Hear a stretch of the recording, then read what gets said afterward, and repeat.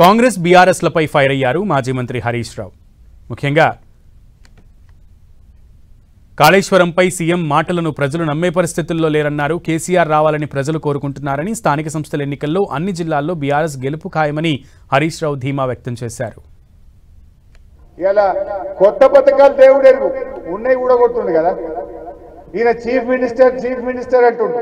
నేనేమంటున్నా, ఈయన cutting master అంటున్నా.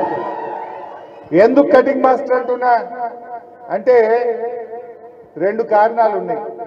రేవంత్ రెడ్డి జేబులో కత్తెర పెట్టుకుని తిరుగుతుండగా పోంగ ఏంటంటే కేసీఆర్ కట్టిన దవాఖాన ఉందనుకో పోవుడు ఇబ్బంది కత్తిరించుడు. పోంగ హైదరాబాద్ లో కేసీఆర్ హయాంలో కట్టిన ఫ్లైఓవర్ ఉందనుకో ఆగుడు ఇబ్బంది కత్తిరించుడు. కేసీఆర్ కట్టిన కాలేజ్ ఉంటే ఇబ్బంది కత్తిరించుడు. స్కూల్ కట్టే ఇబ్బంది కత్తిరించుడు. రెండేళ్లలో నీ ముఖానికి ఒక్కటన్నా కట్టినవా? అరే ఇక బీసీలను కూడా మోసం చేసిండు. 42% ఇస్తా అన్నాడు. గవర్నర్ సంతకం పెట్టియలేదు, రాష్ట్రపతి సంతకం జరగలేదు. ఊగిసలాట ఉన్నది. ఇవాళ బీసీలను కూడా రేవంత్ రెడ్డి గారు 42% రిజర్వేషన్ అని మోసం చేసిండు. ఆ రోజు కేసీఆర్ నాయకత్వంలో నేను మార్కెటింగ్ మంత్రిగా ఉన్నప్పుడు మార్కెట్ కమిటీల్లో బీసీలకు రిజర్వేషన్ ఇచ్చిన గవర్నమెంట్ బీఆర్ఎస్ గవర్నమెంట్ అని మనం చేస్తా ఉన్నాం.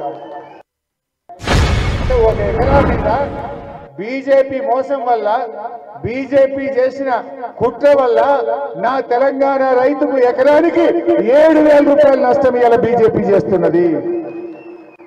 అరే 8 ఎంపీలు గెలిచి ఒక్కడని అడుగుతున్నా, అరే నీ గోధుమలకు ధర ఎట్లుంటది రా భయ్, నా వడ్లకు తక్కువ ఎట్లుంటదని ఒక్క బీజేపీ ఎంపీ అడుగుతాడా పార్లమెంట్ లో?